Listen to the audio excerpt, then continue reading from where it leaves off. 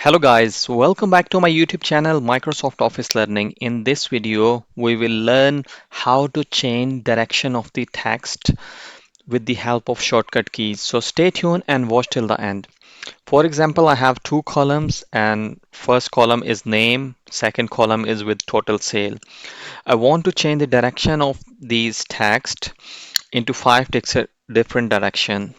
So I will select the data and then I will press Alt H F Q O for counterclockwise direction. You can see its direction has been changed to counterclockwise. Control Z to go back. The next thing is the clockwise direction. If you want to change direction to clockwise, so I will select the data and then I will press Alt H F Q L. So if I press the Alt H F Q L, so it will change the text direction into clockwise. Control Z to go back. The next one is vertical. If you want to change direction to the vertical side, so I will press Alt H F Q V. So now you can see is the text direction has been changed towards the vertical side.